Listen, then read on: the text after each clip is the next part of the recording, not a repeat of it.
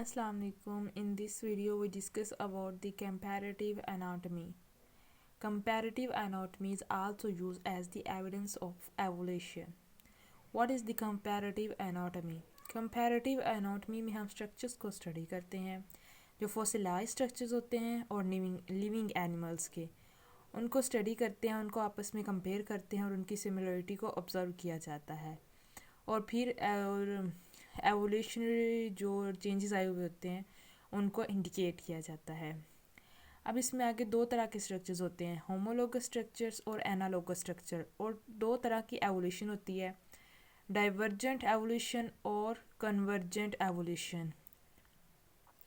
अब homologous structures ऐसे structures होते हैं जो इनका ओरिजिन तो सेम होता है, अरेंजमेंट भी सेम होती है, बट फंक्शन के लिहाज से वो एक दूसरे से डिफरेंट होते हैं।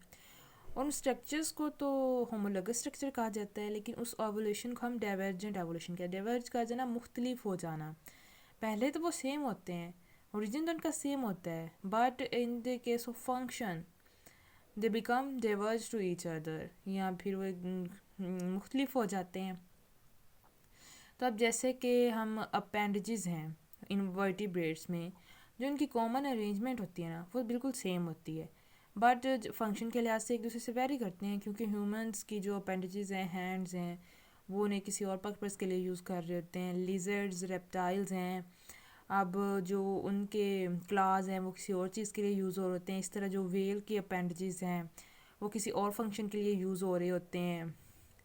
तो इस तरह उनमें वो स्ट्रक्चर्स तो सेम होते हैं, उनका ओरिजिन तो सेम होता है, पर फंक्शन की वजह से वो डिवर्ज कर जाते हैं। उस एवोल्यूशन को डिवर्जेंट एवोल्यूशन कहते हैं और उन स्ट्रक्चर्स को होमोलोगस स्ट्रक्चर कहा जाता है। नाउ इज़ द कन्वर्जेंट जो एवोल्यूशन होती है, कन्वर्ज हो जाना, मीट करना, इंटरसेक्ट करना, कमिंग टुगेदर, सेम हो जाना, और इन स्ट्रक्चर्स को हम एनालोगस स्ट्रक्चर कहते हैं। अब जो कन्वर्जेंट एवोल्यूशन में उनका रीजन डिफरेंट होता है और लेकिन उन फंक्शन के लिहाज से वो एक दूसरे से मिल रहे होते हैं, तो इसलिए उसे कन्वर्ज करना कहते हैं, मिल जाना। कन्वर्जेंट का मतलब होता है मिल जाना, तो कन्वर्जेंट एवोल्यूशन, तो वो फंक्शन के लिहाज से एक दूसरे से मिलते जुलते होते हैं, तो उनके स्ट्रक्चर्स को एनालोगस स्ट्रक्चर बोलते हैं और उनके जो एवोल्यूशन है वो कन्वर्जेंट एवोल्यूशन होती है। अब इसमें हम कह सकते हैं कि विंग्स हैं, बर्ड के विंग हैं, इंसेक्ट के विंग्स हैं तो वो विंग्स हैं ना। अब दोनों के पर्पस भी सेम है, फ्लाइट के लिए हैं, उड़ने के लिए होते हैं विंग्स, लेकिन उनका ओरिजिन तो सेम नहीं है और ना ही उनकी अरेंजमेंट भी डिफरेंट होती है, लेकिन वो विंग्स हैं और उनका जो फंक्शन है वो सेम है। तो जब फंक्शन आता है तो वो मिलते जुलते हैं, तो वो कन्वर्ज कर देते हैं। तो इस एवोल्यूशन को हम कन्वर्जेंट और इन स्ट्रक्चर्स को एनालोगस स्ट्रक्चर्स बोलते हैं। अब लास्ट टर्मिनोलॉजी है एक, that is the vestigial structures. तो वेस्टिजियल स्ट्रक्चर्स क्या होते हैं?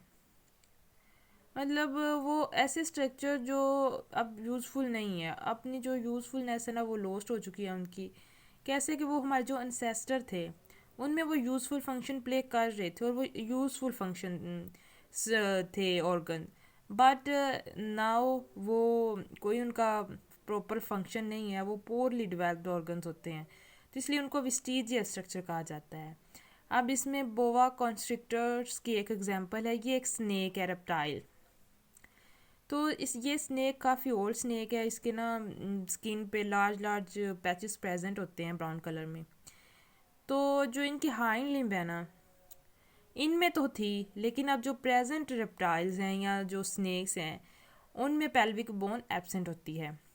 तो इस तरह ह्यूमन में जो उनकी अपेंडिक्स है वो भी अब यूज़फुल नहीं है, वो भी एक वेस्टिजियल स्ट्रक्चर है। इस तरह जो ह्यूमन का ईयर है, ह्यूमन के ईयर के आउट साइड पे फ्लेक्सिबल सॉफ्ट बोन्स होती हैं, उनकी फ्लेक्सिबिलिटी तो अब भी है, लेकिन जो इंसेस्टर में थी ना उसका ये फंक्शन था कि वो आगे पीछे हरकत कर सकता था, एबल होता था, लेकिन अब उनके जो ईयर बोन की फ्लेक्सिबिलिटी तो मौजूद है, लेकिन वो अब आगे पीछे हरकत नहीं कर सकता, तो अब ये भी यूज़फुल नहीं रहा।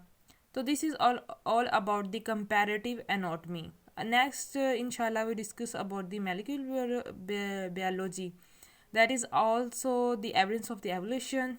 तब तक के लिए अल्लाह हाफिज़ एंड थैंक्स फॉर वॉचिंग. अगर आपने मेरा चैनल सब्सक्राइब नहीं किया तो प्लीज़ सब्सक्राइब करें और शेयर करें, और उम्मीद करती हूँ आपको चीज़ बहुत अच्छे से आपने अंडरस्टैंड की होगी. सो तब तक के लिए अल्लाह हाफिज़.